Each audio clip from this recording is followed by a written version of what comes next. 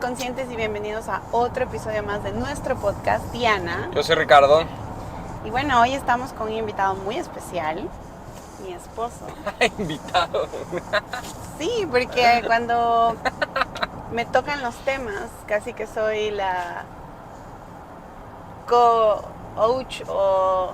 Es la host principal y yo soy el co-host, aquí, literal. Entonces, bueno, pero este tema creo que ambos lo dominamos, lo hemos practicado, lo sabemos y sobre todo lo hemos vivido. Sí, pero indudablemente tú eres la que más informada estás en este tema y absorbo mucho de ti, pero vamos, a ver ahí. ¿Quién no se ha preguntado por qué nos educaron como nos educaron? Hola de conscientes y bienvenidos a este Tu Podcast, Diana y Ricardo. Un espacio donde buscaremos sentir, explorar y reflexionar. Juntos exploraremos la manera de ser conscientes, diferentes y los que queremos cambiar y no sabemos cómo hacerlo, explorar la incomodidad. Este podcast está patrocinado por Familias Conscientes. Sí, nosotros nos patrocinamos y es el proyecto del que más nos sentimos orgullosos, porque lo vivimos día a día. ¿Por qué manejamos ciertos comportamientos? ¿Por qué la sociedad a veces decimos miente tanto o hace esto, hace el otro? Y entonces decimos, bueno, o sea, de algún lado hemos cogido esos patrones y los hemos incorporado en nuestra vida. Entonces, no sé, el chantaje, la manipulación, en fin, puedo seguir y no vamos a terminar.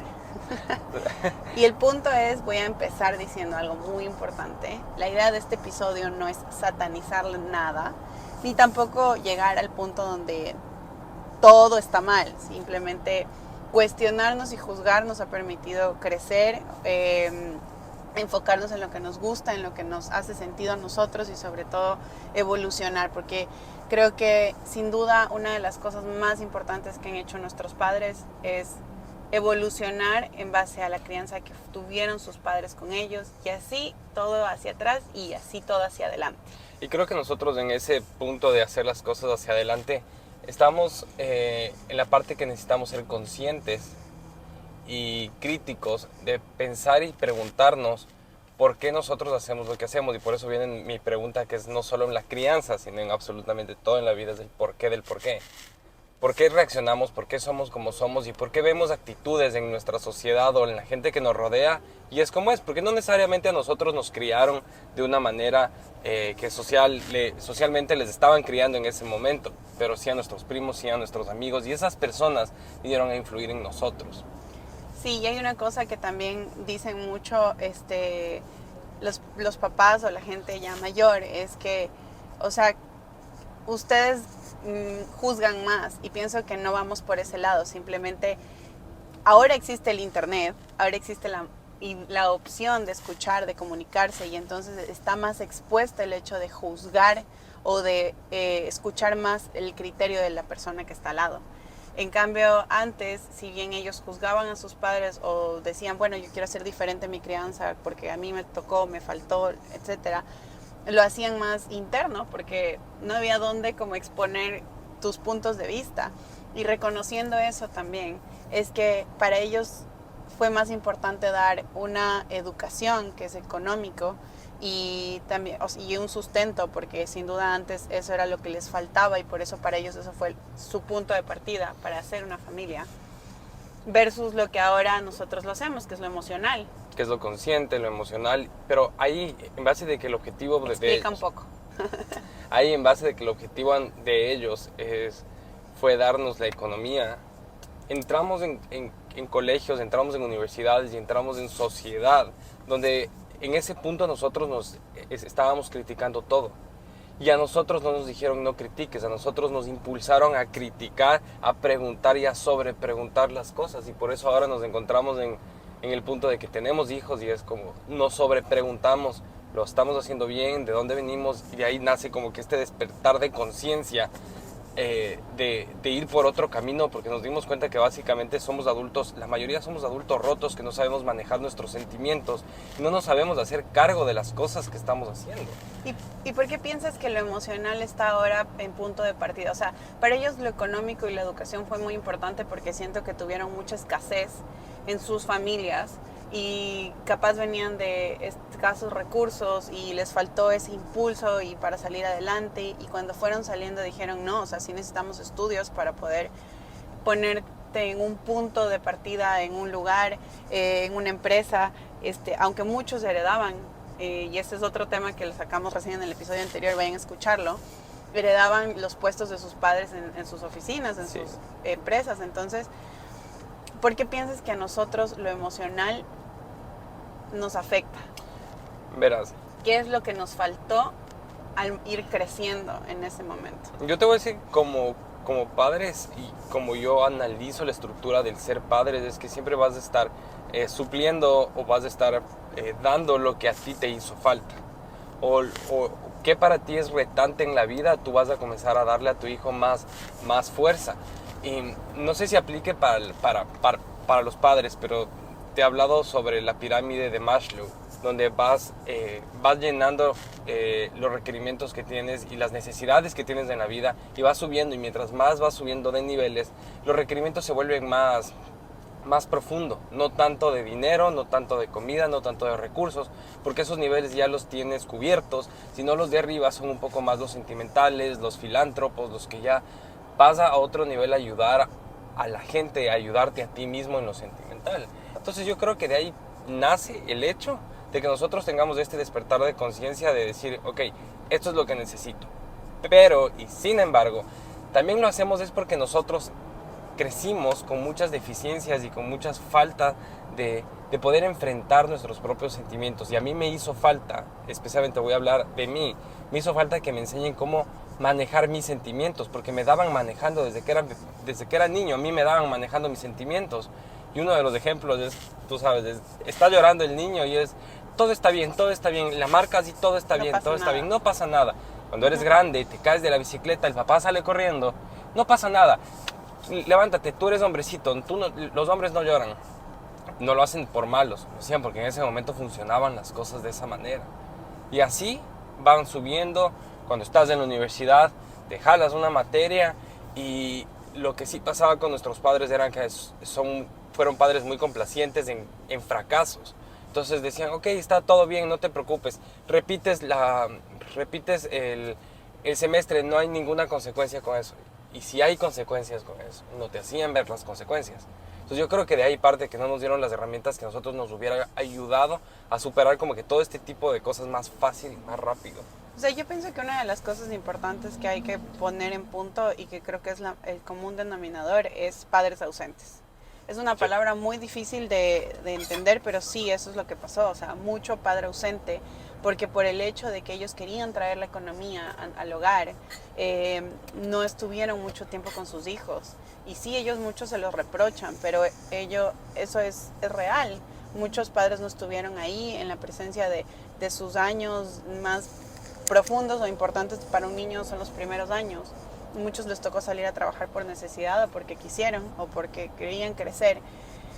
Pero eso es una de las deficiencias que tenemos nosotros, esta generación. O sea, el hecho de que no tuvimos padres ahí presentes, el hecho de que, como tú dijiste, las consecuencias versus el castigo, porque existía un castigo y no tenía nada que ver con la consecuencia que esta conlleva.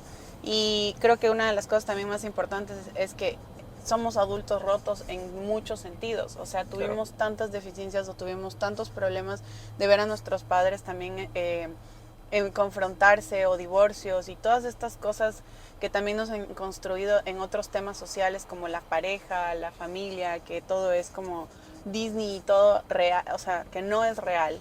Y entonces te vas construyendo con estas cosas, pero también de alguna manera te vas destruyendo, porque entonces empiezas a decir, bueno, y entonces la pareja funciona, y entonces mis papás se llevan bien, tengo que tener hijos, y entonces te empiezas a hacer preguntas.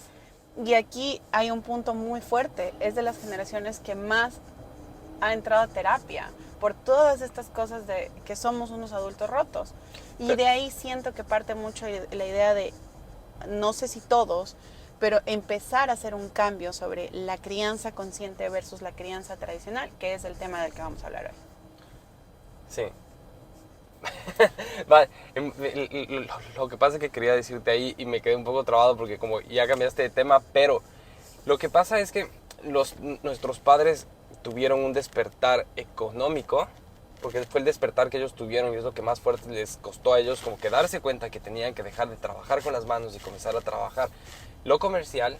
Y nosotros tuvimos un despertar de conciencia, entonces cada generación tiene su propio despertar.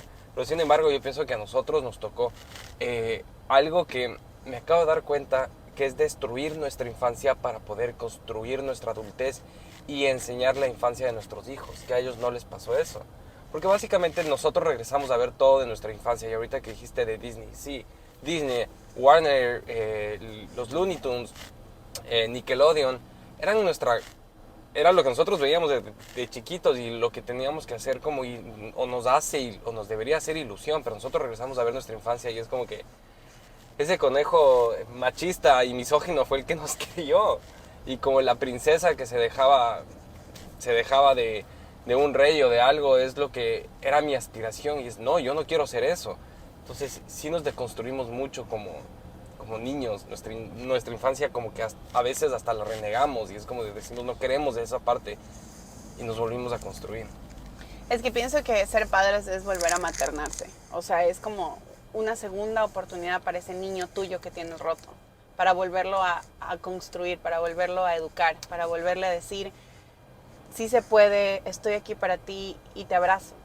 ¿Y sabes cuál es el mejor ejemplo de lo que te estoy contando ahorita que vimos recién? Fue la película de Space Jump.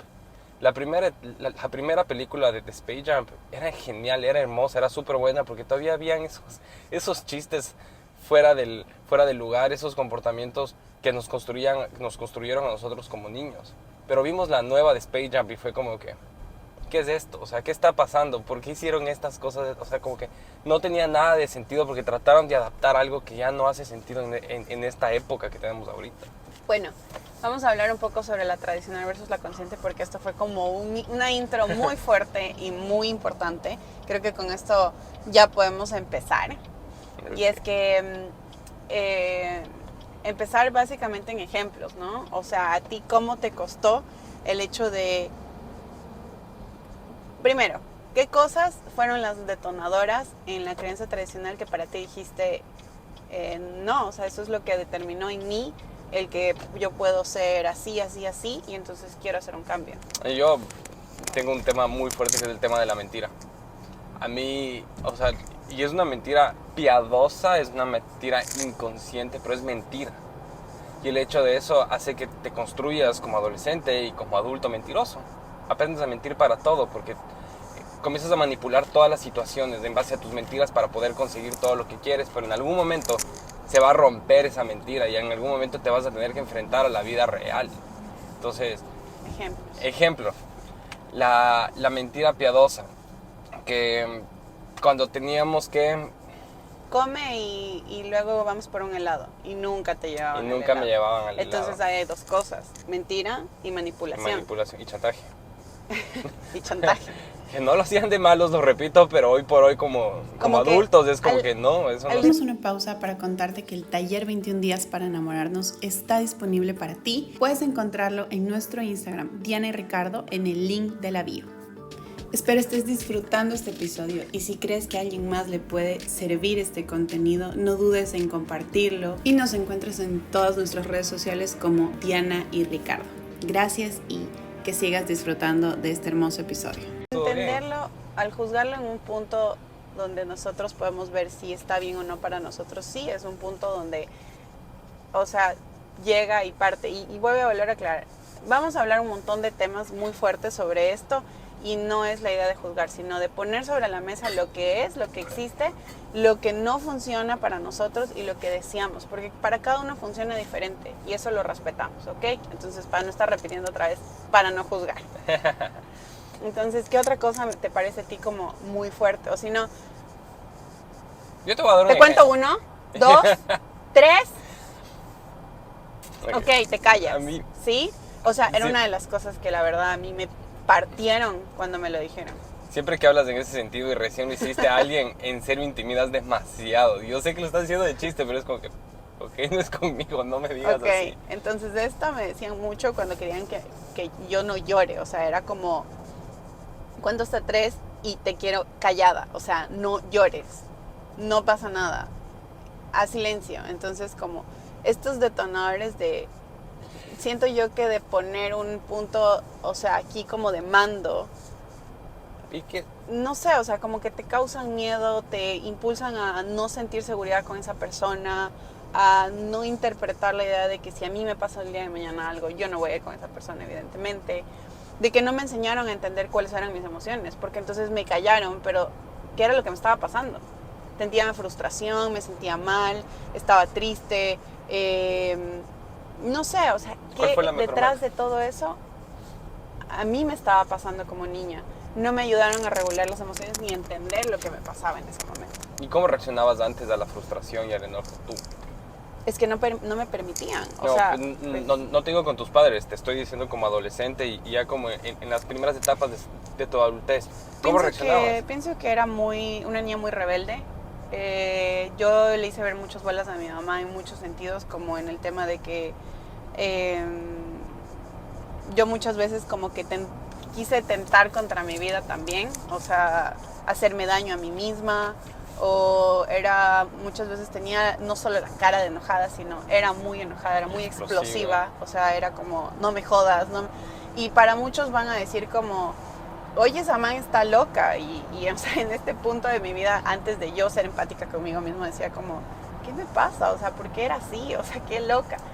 Pero si me pongo a empatizar con ese adolescente y con ese momento, o sea, digo, qué fuerte, ¿no? O sea, le tocó muy duro, no pudo entender sus emociones, no sabe cómo controlarse, más bien me causa ternura o como esa sensación de abrazarla y decirle todo va a estar bien. Demostrar que de alguna manera esas emociones que tienes puedes desfogarlas de una manera diferente, que el enojo se puede, en vez de convertirse en gritos, se puede convertir en una respiración profunda, en una meditación, en llanto, en lanzar una pelota, un objeto que obviamente no haga daño. Y esto es una cosa que tengo que decirlo, gacho. Yo hago que mi hijo lance una pelota hacia el suelo cuando está enojado. O sea, tiene 3 opciones que se la damos para que pueda controlar o regular su enojo y decir estoy enojado. A mí una de las cosas que me hace funcionado mucho hoy por hoy es decir la emoción, estoy enojada. O sea, no solo vivirla y no entender ni siquiera qué me pasa. Ponerle nombre a la emoción me ha liberado mucho de estrés, como de esa tensión que no sabes ni qué te pasa. Entonces al momento de ponerle nombre digo, wow, o sea, como que siento el control sobre mí misma y pienso que eso es lo que debe sentir Tiago cuando le decimos, ok, tienes 2 opciones, elige la pijama A o la pijama B, pero tienes que ponerte la pijama. O sea, está eligiendo, está controlando. No vas, o sea, no es una opción no ponerte la pijama. Tienes que ponerte la pijama y puedes elegir 2 opciones, esta o esta.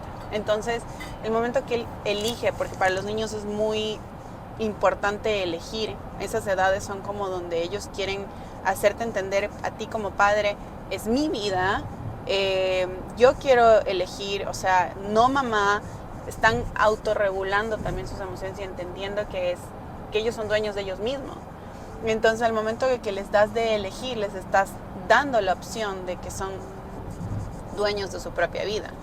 Entonces, es muy importante como ese tema de elección y no imponer, como decir, oye, te pones esta pijama y te pones esta pijama, porque así te lo decíamos.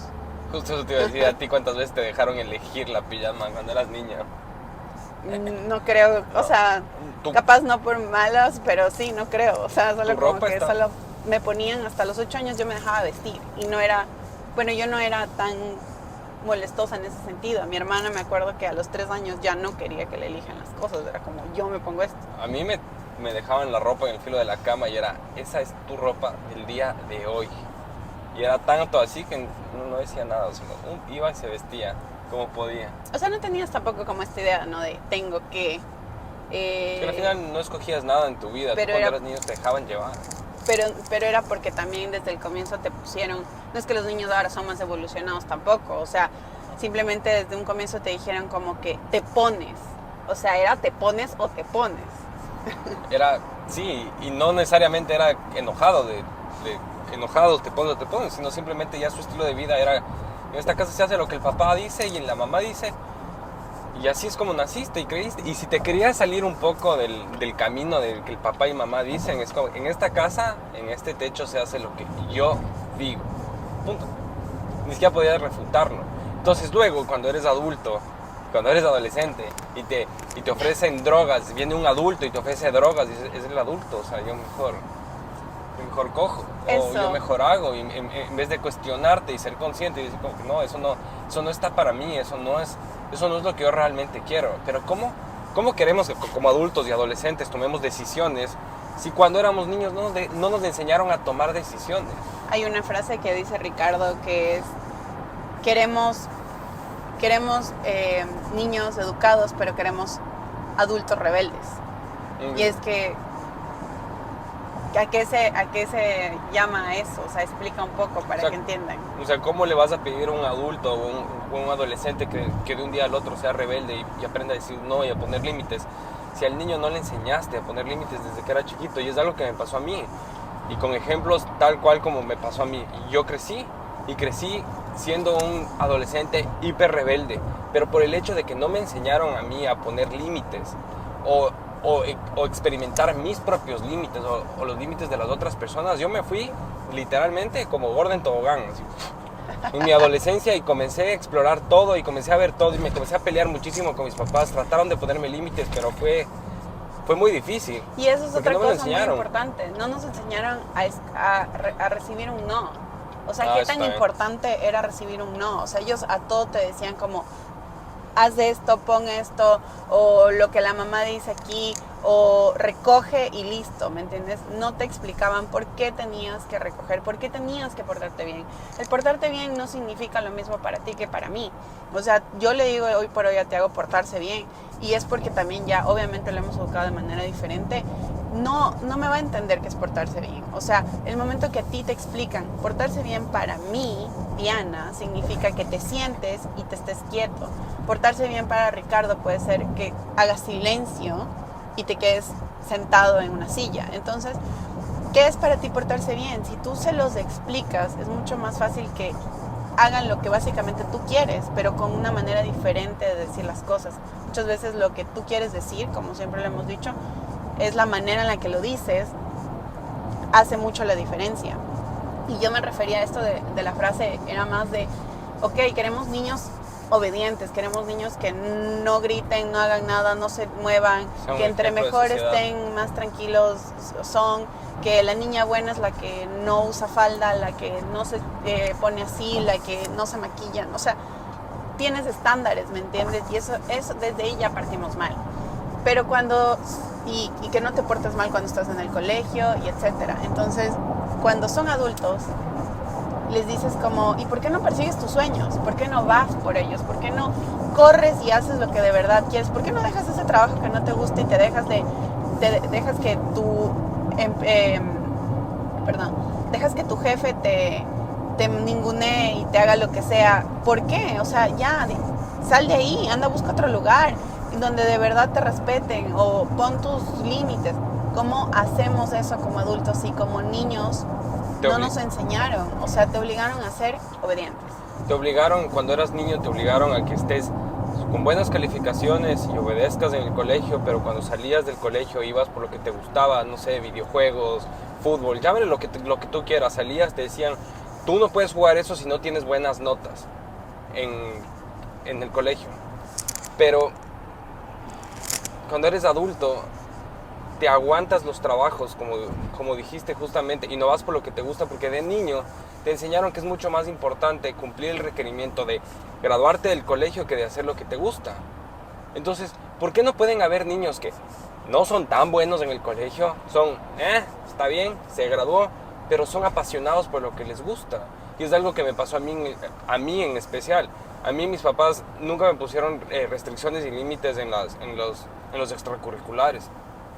Y siempre fui bueno en todo lo que hacía. Pero ahí encontré que me gustaba construir. Que te metas en todo. Sí me daban muchas oportunidades y me decían, tienes que meterte en todo.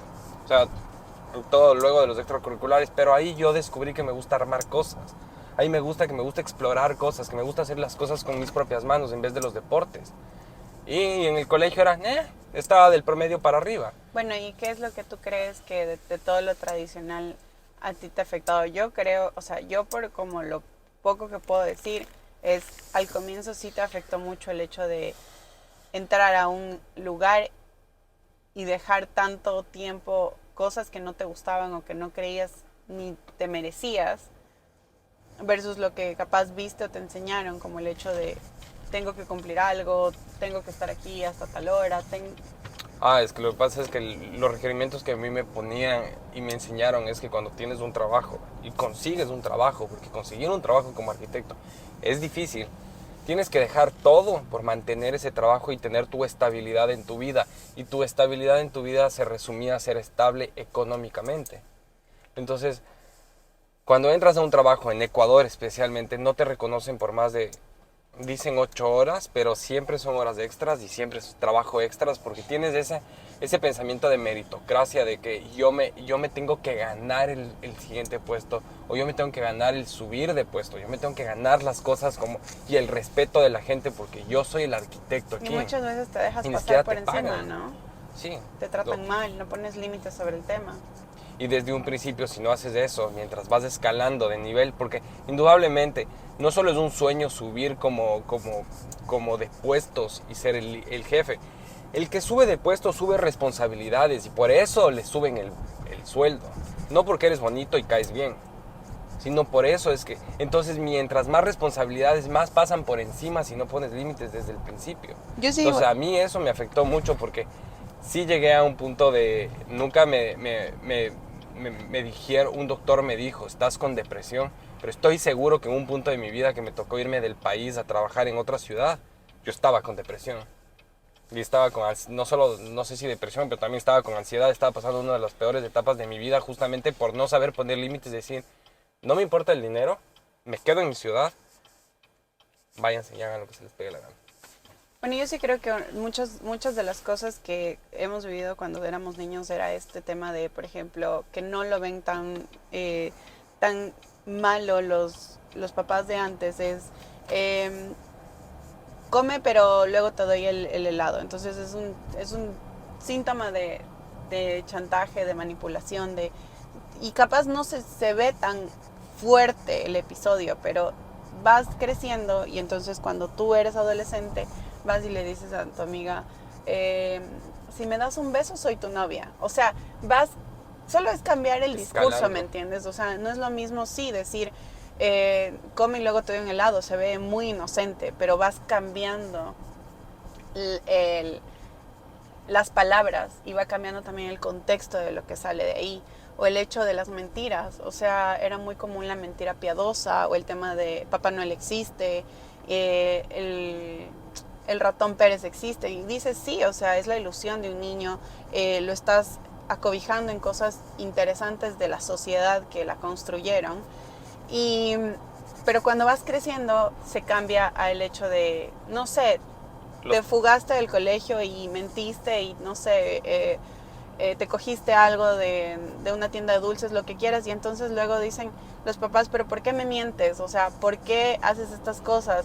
Y es como, ok, o sea, todo ha sido a base de mentiras desde que somos niños, sin tirarles hate, pero es así. Entonces, ¿hasta dónde vamos a llegar a estas cosas para poder de verdad hacerles tomar consecuencia a la gente? O a mí, una de las cosas que como que no concibo es, desde que eres niño, tú también eres parte de la familia.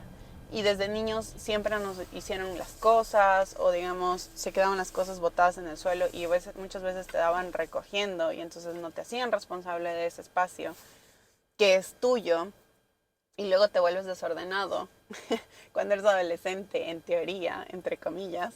Y no es así, simplemente nunca tuviste esa responsabilidad de termino una actividad, recojo una actividad. O el hecho de cuando terminas la actividad puedes comer, yo qué sé, la pizza que viene en adelante. O sea, son maneras de decir diferentes, pero le haces coger responsabilidad sobre tus cosas, o que laven la ropa. Y entonces dicen como, oigan, ustedes los tienen por poco como esclavos a sus hijos. No es la idea, pero él vino a vivir una vida donde todo es parte de lo que él haga. Entonces, si él necesita pararse el día de hoy y coger y poner su ropa en el cesto, o sea, es una responsabilidad, es parte de su casa y es parte de sus responsabilidades como ser humano. Lo tratamos como ser humano, no como niño. Porque esa es una de las cosas que nos juzgan bastante, o por lo menos yo he recibido bastantes juzgamientos de sobre por qué le trato como un adulto. Es que no le trato como un adulto porque mi hijo no tiene problemas de adulto. Mi hijo tiene problemas de adulto, pero tiene problemas de niño siendo un ser humano. Entonces, y aparte yo le hago jugar con todo. Entonces a mí me encanta porque aparte en nuestra casa la mayoría de cosas tienen al nivel de Tiago. Entonces es literalmente jugar haciendo las cosas. Y en base al chantaje me acordé mucho sobre el amor con chantaje. Por eso es importante no crecer con chantajes en la vida. Porque cuando chantajeas, en el amor también se chantajea. Y cuando, en el caso de que estás peleado con tu pareja, están con muchas discusiones y viene un factor externo y que le afecta, tú tienes en la cabeza y dices, ¿por qué le voy a ayudar si ella no me entrega nada? Ella no me da amor, ella no me entiende, ¿yo por qué voy a hacer algo por ella? Hemos recibido todo el tiempo amor a base de algo más. Me das amor, te doy amor. Me das sexualidad, te doy sexualidad. Y eso no está bien porque el amor y en la pareja, literalmente, el amar es todo lo contrario. No esperas nada a cambio, solo entregas y no tienes que esperar nada a cambio. ¡Boom! Es que es verdad, y eso... Es real. El amor se tiene que transferir. Y así de la misma manera es el amor con los hijos. Y yo creo que hay una cosa que les detona mucho a los adultos ahora, ¿no? Tu niño ya no saluda, es un malcriado. ¿por qué no? Si no me das un beso es porque no me quieres. Entonces eso es otra manera de chantaje. Y de alguna manera, ¿por qué lo hacemos? Y voy a explicar también para que puedan entender el otro punto de vista. Es el hecho de... Yo estoy consciente de que mi hijo necesita saludar para mí, porque eso es una expectativa que yo tengo, no mi hijo. A él no le va a hacer más ni menos saludar en realidad, pero a mí como expectativa mamá sí me gustaría que él sea un niño que salude, que no pase desapercibido al ver a una persona y ser cordial al decir buenos días, buenas tardes, buenas noches. Otra cosa es que tenga que darte un beso si él no se siente cómodo con ello. Y no por eso no te puede querer si eres o no su familiar. Y también el hecho de poner límites. Hay veces que vienen personas y se acercan y entonces es también enseñarle a saber poner un límite de hasta dónde o con quién puedes decir hola, mucho más allá de eso. O sea, es enseñarle también a tener seguridad sobre su cuerpo y sobre él. Y decir, no cae de mal que diga desde lejos, hola, ¿cómo estás? Listo. Y también... no siempre con la persona que saluda de beso tiene que siempre saludar de beso, porque en algún punto se puede sentir incómodo, y ese sentirse incómodo con un no gracias en este momento no se puede transformar de que puedes prevenir una violación, porque la misma persona que le trataba bien por mucho tiempo y la amaba por mucho tiempo, puede pasar algo en el futuro. Entonces y hay muchos casos, y por eso nosotros tenemos eso. Nosotros como padres siempre le decimos, Tiago, ¿te podemos dar un beso? Y hay veces en los que dices sí, pero muchas veces nos dicen no, y es como que ok, dame los 5. Y nos despedimos de esa manera. ¿Y de qué se trata un poco? Porque hablamos mucho de la tradicional, voy a hablar un poco ya sobre la consciente para ir como cerrando, y luego vamos a hacer un episodio directo solo de consciente. Pero en la consciente no es... hay que dejar muy claro este tema porque creo que hay muchos como... no sé, hay muchos... confusiones. Ajá, hay muchas confusiones. En la consciente no es hagan lo que les dé la gana. La consciente, porque hay muchos tipos de crianza, hay millones, o sea, y tú también puedes combinar, hay cosas que combinamos de la tradicional versus la nuestra, y obvio que nos cuesta mucho dejar la tradicional, porque es obvio, somos seres humanos, estamos desaprendiendo cosas que nos han implementado a nosotros, o sea, como que los tenemos incrustados en nuestra esencia, y es obvio sacarlos y cuestionarnos todo esto y decir, ok, esto no, ahora vamos con esto. Entonces es tira, afloje, o sea, es siempre estar ahí probando hasta que nos salga. Bien. Y en un principio capaz no te va a salir como quieres y a la primera y bien, pero es de estar practicando. Es como cuando vas al gimnasio, no tienes el músculo el siguiente día. Es ir haciendo ejercicio para que el músculo salga en unos meses, en un tiempo. Un ejemplo de lo que pasó hoy de mañana, básicamente con las pastillas, porque eso también fue una de las cosas que le sorprendió a la gente cuando ven que nuestro hijo nos da las pastillas a nosotros. pero es un trabajo que nosotros hemos tenido para que Tiago sepa identificar qué son sus cosas y cuáles son las cosas de los papás, que se puede topar, cómo se utilizan las cosas desde chiquito y que sea consciente de cómo utilizar todo lo que está en la casa y no encerrarle en esta burbujita donde siempre los niños están encerrados. Pero sin embargo, hoy en la mañana Tiago, sacamos las pastillas, él seguía comiendo y mamá se levantó y sacó las pastillas para preparar todo y Tiago quería levantarse, ir a darle, o sea, coger las pastillas y darnos las pastillas. La primera reacción que fue, no, deja, primero come y luego las pastillas. Pero luego, metiéndome en mi librería de Papá Consciente, cargada por Diana, dije, tengo que validarle la emoción porque Tiago lo que quiere es darnos. Entonces me bajé al nivel de él y le dije, Tiago, ¿lo que quieres es darnos las pastillas? Me dijo, sí. Dije, ok, lo primero que tenemos que hacer es terminar de comer y luego me das las pastillas. Validé la emoción, validé lo que él quería hacer y luego le di la oportunidad de que él haga primero las cosas que estaba haciendo. Entonces, indudablemente, Tiago, literalmente me dijo, ok, con su carita y se dio la vuelta, terminó de comer y se levantó y cuando quería ya darnos las pastillas hasta se olvidó, se fue a hacer otras cosas. Bueno, y luego le recordamos. Luego le recordamos que regrese. Entonces, es importante siempre validar y yo creo que la parte más importante de la educación consciente es validar el sentimiento que el niño tiene y que no se olvide, o sea, y no hacer que se olvide o no hacer que... No pasa nada. No pasa nada, sí te está pasando, tú quieres esto en la vida. Sin embargo, tienes que terminar unas cosas primero antes de esto. Exacto. Otra cosa muy importante que creo es, piensan que hagan lo que les dé la gana. Y de alguna manera no, en la consciente tienes que poner un límite con respeto, que es lo que dijo él, validando la emoción y le pones el límite. Entonces, no es que, ok, él, no sé, botó un juguete, que es lo típico de los niños en este punto, o se pone en el berrinche en pleno centro comercial, porque eso es lo típico también.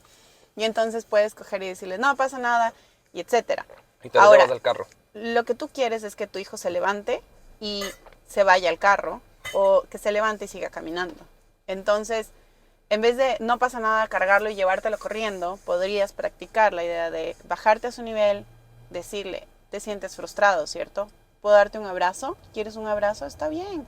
Llora lo que tú necesites, te sientes frustrado porque querías el juguete y mamá dijo que no es el momento. Entonces, podemos hoy abrazarnos y más tarde podemos ir a ver una película o, no sé, o otro día. O sea, ahí tú tienes que ver cuándo, pero otro día podemos salir. Otro día podemos salir específicamente para poder comprar el juguete que querías. En este momento no, porque estamos con el tiempo para ir a comer. Entonces, le das la instrucción, le validas la emoción que es importante. Y el niño también tiene que ejecutar el límite que le acabas de poner. ¿Y eso? Es difícil. Y suena complicado el momento de la teoría, pero cuando lo pones en práctica, en serio fluye. O sea, los niños fluyen. En serio fluye, en serio el niño dice, wow, qué lindo. O sea, yo me imagino que él debe decir, entendió lo que me está pasando. Y le estás explicando, le estás ayudando a regular su emoción porque su cerebro está inmaduro y necesita entender y explorar. Y a la primera puede que la coja, la segunda otra vez se vuelve a seguir con el berrinche y tienes que seguir cogiendo la misma estrategia. Porque es lo mismo, el cerebro se está modulando y no es que a la primera ya el niño te va a dejar de hacer berrinches por completo. Es un proceso y tú le estás enseñando a entender qué pasa con sus emociones y cómo las puedo controlar. Y yo creo que con eso, una de las cosas y los beneficios de saber y poner estos límites cuando son niños y adolescentes es que de adulto tú le vas a enseñar a no responder a compras compulsivas. Porque es básicamente, quiero esto, estoy en el berrinche del celular nuevo y tengo la tarjeta de crédito, porque no tengo el dinero, tengo la tarjeta de crédito, lo hago y punto. Y coges y ese rato coges y lo gastas. Pero si es que de niño te enseñan a que tienes límites, de que tienes conciencia económica, de que tienes cosas, antes de adulto te la vas a pensar y vas a poder tomar una decisión correcta. Entonces, no solo se trata de esta educación consciente. La crianza consciente no solo se trata de hacernos la vida más fácil a los padres, porque se ve así, se ve como que es hacer la vida más fácil a los padres para que los niños no molesten, pero no es así. Es mucho más difícil molestan más porque llegar al punto de regular sus emociones toma muchísimo más tiempo. Es cogerte la vida más difícil. Es irte por la vía Porque más sin duda difícil. te va a llorar Pero- una hora entera capaz de algún berrinche. Y es aguantarte ese berrinche la hora entera. Pero sí te das cuenta que eso es aguantarte tú. Y era lo que le decía a Diana sobre el tema del llanto y de los berrinches. Sí se dan cuenta que esa es la única manera que los niños tienen para comunicarse. Es como que te vengan a ti y me trates de decir algo y te diga cállate. Y estás tratando de comunicar cualquier cosa. Ya cállate. O sea, te están cortando la manera de comunicar. Entonces, si tú le percibes a tu hijo de esa manera, que la manera de hacer un berrinche, la manera de llorar, es la única manera que él tiene para decirte me siento mal. Es como, esa hora no se trata de aguantarle, se trata de entenderle. Entonces comienzas a ver patrones más en miradas, en gestos de las manos, cómo está llorando, qué le está desesperando. Y comienzas a entender un poquito más a tu niño. Creo que criamos Sí, es sin muy duda importante. niños más empáticos con ellos mismos, con la sociedad, más conscientes, con límites, más entregados a lo que les gusta y les funciona. O sea, vienen muchas cosas de un detrás de para un adulto más sano. Y sin duda van a tener un montón de traumas porque eso van a tener. Y van a juzgar a sus padres porque todos hemos juzgado a nuestros padres. No podemos decir que creo que nadie, porque sin duda hay algo que en algún punto lo hiciste. Pero la idea es entregarles menos terapia, al menos emocional.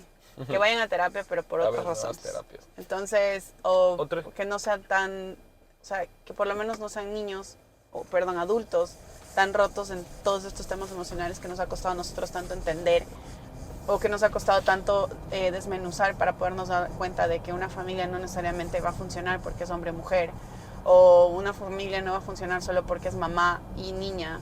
Entonces, todas estas cosas van detrás y cargadas de toda esta nuevas crianzas, o sea, poder explicarles, poder hacerles razonar para que puedan tener un criterio propio y antes de tomar cualquier decisión también piensen por qué lo van a hacer.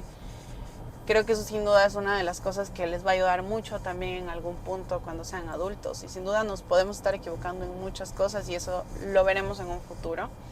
Ahora, sí era muy importante tener claro como qué pasó con la tradicional versus la consciente. Vamos a hacer un episodio totalmente nuevo de la consciente para poder explicar bien o a fondo todo lo que hacemos. Algo que sí me da mucha risa es que muchas veces sí queremos caer en la tradicional porque es muy desgastante. Entonces llegamos al punto de, yo te he visto muchas veces a ti, así como de ya, o sea, no puedo más. Y a veces yo también ya es como que exploto y le digo a Ricardo, cógelo y hazte cargo tú. Y un día Ricardo coge y le dice al niño, le dice, oye, ¿qué quieres hacer? ¿Quieres la crianza? Tienes dos opciones, pero nosotros les damos opciones. ¿Quieres la crianza de los 70 o quieres la actual? Entonces él, porque es un niño y no entiende nada, Y le estaba molestando. y lo estaba molestando, le dice 70 y le estaba dando una medicina. Coge y le dice, entonces abre la boca. Y como que, tómatela. Nos dio mucha risa porque a veces lo hacemos muy cómico también. También él lo Porque es la entiende. manera también de ir como soltando esas cosas que a nosotros también nos causaron capaz traumas o momentos difíciles para entender todo esto. Que ¿no? nosotros O sea, también estamos aprendiendo tomarnos como padres. no tan en serio esto, o sea, reírnos de lo que nos hacían o lo que pasaba, o lo que sucedía o creemos que no estuvo tan cómodo versus lo que estamos tratando de hacer y que a veces también o sea, sí desgasta tratar de que si a veces no podemos ni con nuestras emociones, hicimos como, oye, ¿qué me está pasando? Tratar de enseñarle a un niño, o sea, ha sido muy difícil, ha sido un trabajo propio, constante, para poder sacarlo hacia él y hacia la pareja y hacia la familia. Yo voy a dejar un último consejo, básicamente, en esto. Si es que no sabes controlarte, si es que eres demasiado explosivo y te encuentras, ya estás en estas situaciones con tu niño de que tienes que tomar una decisión, si explotar o explicarle, porque tú también ya tienes mucho estrés en el día, lo mejor que puedes hacer, si no sabes qué hacer, Trabaja en ti. es no hacer. No lo hagas. O sea, si es que tu niño está con berrinches, está botando las cosas y tú no puedes controlar sus emociones ni las tuyas, siéntate al lado del niño y llora con él. También. Pero no lo grites, no lo retes. O sea, porque si es que haces eso, lo que vas a hacer es que vas a causar traumas en tu hijo y en ti. Porque vas a estar luego de 10 minutos pidiéndole disculpas a tu hijo. Mejor no hagas. Trabaja en ti. Yo me he encontrado es una de mucho. las cosas más buenas. Sí, pero lo que estoy hablando es en ese momento donde no tienes tiempo para trabajar en ti, ir a terapia ni nada. Ese momento en el que ya estás, que quieres explotar y matarlo. Respiras, te sientas y coges una pelota y comienzas a lanzar. Mientras él sigue en su... Y luego eso es como que a ti te da un clic en la cabeza y ya como que recuperas todo y es ok. Ahora sí, Hay hijo. un punto muy bueno que estás dando y lo voy a enfatizar. Me parece muy importante que los hijos, el día de hoy por hoy, vean a sus padres llorar. Porque nosotros no vimos, o bueno, lo hablo por mí, yo no vi muchas veces llorar a mi padre. O sea, llorar era para nenas, ¿no? O sea, para él llorar era para nenas. Y mi mamá muchas veces se contenía su llanto, a pesar de que es muy llorona. Y yo creo que voy de para allá. Entonces, pienso que hay muchas de esas cositas que o he visto otro tipo de familias donde los padres siempre mantuvieron como ese punto de fortaleza ante sus hijos. Y entonces también es eso, o sea, siento que nos reconocemos el hecho de tenemos que ser fuerte todo el tiempo en las cosas que nos están pasando. Y se vale también estar mal, como dice Karol G, mañana será bonito. Y entonces es eso, o sea, ¿por qué no podemos coger y llorar enfrente de nuestros hijos, que vean que somos seres humanos, que somos de carne y hueso, que también nos duelen las cosas, que también nos frustran muchas situaciones de la cotidianidad y también con ellos? Porque romantizar la paternidad y la maternidad se ve así, o sea, decir como, no me frustra, claro que me frustra, o sea, yo muchas veces he llorado enfrente de Tiago y le digo, Tiago, no tiene nada que ver contigo, yo me siento mal, porque no quiero cargarle tampoco una responsabilidad a mi hijo que no me conviene. O sea, si vamos haciendo, hemos hecho muchos porqués de las situaciones, ¿no? Pero no le quiero cargar una responsabilidad a mi hijo que no le compete, porque después va a sentir que por culpa de él yo me siento mal. Y es mi responsabilidad, mis emociones. Eso también es lo que pretendo mostrarle. Entonces, pero sí le explico, le digo, me siento mal porque mamá no tiene las herramientas ni sabe cómo ayudarte a regular tus emociones o cómo hacer que puedas ir a comer, no sé, lo que sea que me esté pasando ese momento. Y entonces él me ve también así, o sea, mal, rota, o sea, triste, porque también soy un humano. Y como compañero yo creo que ahí tienes la oportunidad también de enseñarle a ser empático a tu hijo. Y muchas veces hemos estado en esa situación donde yo me bajo a nivel de Tiago y le digo, oye Tiago, mamá se siente mal. Esas expresiones son de tristeza, se siente mal. Mírale la cara. ¿Por qué no le vamos a dar un abrazo? Entonces Tiago se regula y le va a dar un abrazo a mamá. Entonces le enseñas a ser empático también. Entonces todo es un librito de oportunidades. Pero con esto les quiero agradecer por quedarse hasta acá. Y este episodio fue muy lindo y nutritivo. Estuvo bastante largo. De los episodios más largos, Sí, ¿cierto? pero muy bonito. Les agradezco muchísimo por estar acá, por escucharnos. Y para los que no lo saben, junto a mí está Ricardo Andrés, alias Pistón. Y al lado mío está Diana. Para todas las redes sociales, si nos preguntan, estamos como Diana y Ricardo. Alias Mona. Dale like, compártelo, ayúdanos a crecer mucho más de este proyecto, porque ya vamos a cumplir 3 años, o si ya no cumplimos 3 años. Les agradezco muchísimo. Bye. Bye, que tengan un buen día. Posiblemente este podcast lo estés escuchando en un tiempo que te diste para ti o te encuentres con tu familia. Estar conscientes de que las personas que se encuentran en tu hogar merecen saber que lo que pasa en la vida es una oportunidad de crear relaciones y momentos extraordinarios es fundamental.